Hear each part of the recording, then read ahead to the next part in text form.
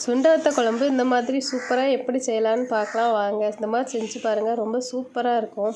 இப்போ ஒரு பாத்திரம் எடுத்துக்கிடலாம். அதில் 1 ஸ்பூன் சாம்பார் பருப்பு போட்டுக்கோங்க. இதுலேயே 1 ஸ்பூன் அளவுக்கு கடலைப்பருப்பு போட்டுக்கலாம். இப்போ இதுலேயே 3 டீஸ்பூன் அளவுக்கு மல்லி சேர்த்துக்கோங்க.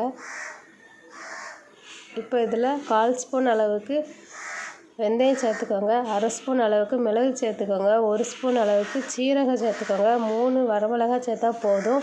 மிளகாய் பொடி போடுறதுனால அதிக காரம் தேவையில்லை. இப்போ இதை பொன்னிறமாக வர அளவுக்கு நல்லா வறுத்து எடுத்துக்கலாம். பருப்பெல்லாம் நல்லா கோல்டன் ப்ரௌன் கலரில் வரணும். இந்த அளவுக்கு மாறிட்டு இப்போ இதிலே 1 கப் அளவுக்கு தேங்காய் போட்டுக்கிடலாம். தேங்காய் போட்டு நல்லா வதக்கி விட்டுக்கோங்க. அடுப்பை ஆஃப் பண்ணிடலாம். கலர் மாறணும்னு அவசியம் கிடையாது. தேங்காய் இதிலே நல்லா ஈரப்பதம் இல்லாமல் போயிடும். இப்போ இதை நல்லா ஆற வச்சு மிக்சியில் தண்ணி ஊற்றி நல்லா பேஸ்ட் பதத்துக்கு நல்லா அரைச்சி வச்சுக்கோங்க. இப்போ நான் 2 பழுத்த தக்காளி அளவுக்கு 2 தக்காளி எடுத்து மிக்சியில் நல்லா அரைச்சி இதை மாதிரி வச்சுருக்கேன். 100 கிராம் அளவுக்கு சின்ன வெங்காயம் எடுத்துக்கோங்க. இதுக்கு சின்ன வெங்காயம் தான் ரொம்ப முக்கியம். 2 பல் பூண்டு பெருசு எடுத்துக்கோங்க. அப்புறம் நம்ம வதக்கி அரைச்சி வச்சது விழுதாக எடுத்து வச்சுக்கோங்க. இந்த அளவுக்கு நல்லா விழுதாக இருக்கணும். பரபரன்னு இருக்க கூட நல்லா நைஸாக அரைச்சி எடுத்துக்கோங்க. இப்போ ஒரு பாத்திரம் எடுத்து வச்சுக்கோங்க. அதில் 100 மில்லி அளவுக்கு நல்லெண்ணெய் ஊற்றிக்கோங்க. இப்போ நல்லெண்ணெய் நல்லா சூடான உடனே 1 ஸ்பூன் அளவுக்கு கடுகு போட்டுக்கோங்க. அதிலே 1/4 ஸ்பூன் அளவுக்கு வெந்தயம் போட்டுக்கோங்க.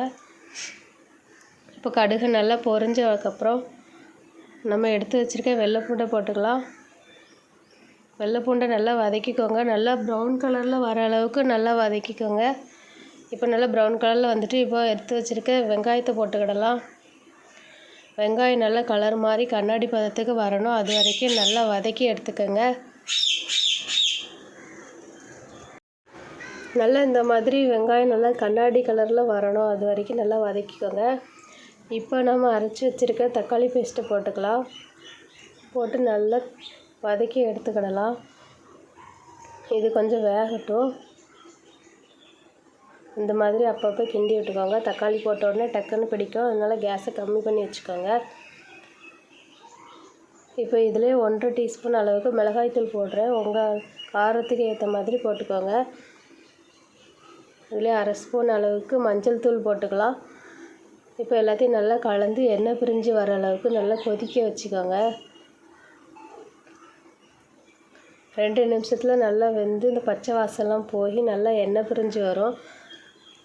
இந்த மாதிரி நல்லா எண்ணெய் பிரிஞ்சு வந்ததுக்கப்புறம் நமக்கு அரைச்சி வச்சுருக்க புளி தண்ணி ஊற்றிக்கிடலாம். நான் ஒரு லெமன் சைஸ் அளவுக்கு புளி தண்ணி எடுத்து வச்சுருக்கேன். இந்த அளவுக்கு நல்லா எண்ணெய் பிரிஞ்சு வரட்டும். இப்போ எண்ணெய் பிரிஞ்சு வந்துட்டு இப்போ நம்ம புளி கரைச்சி வச்சு தண்ணி ஊற்றிக்கிடலாம். ஊற்றிட்டு இப்போ இதுக்கு தேவையான அளவுக்கு உப்பு போட்டு நல்லா கொதிக்க விட்டலாம். நல்லா தளன்னு நல்லா கொதித்த உடனே இப்போ நம்ம அரைச்சி வச்சுருக்க பேஸ்ட்டு சேர்த்துக்கிடலாம். இப்போ உடனே கட்டி ஆயிரும். கட்டி ஆகாத அளவுக்கு நல்லா கரண்டி வச்சு கலக்கி விட்டுக்கோங்க. தேவைன்னா கொஞ்சம் தண்ணி ஊற்றி நல்லா இந்த மாதிரி கலந்து வச்சுக்கோங்க. இது நல்லா கொதிக்கட்டும். இப்போ நான் கொஞ்சமாக தண்ணி ஊற்றிக்கிறேன்.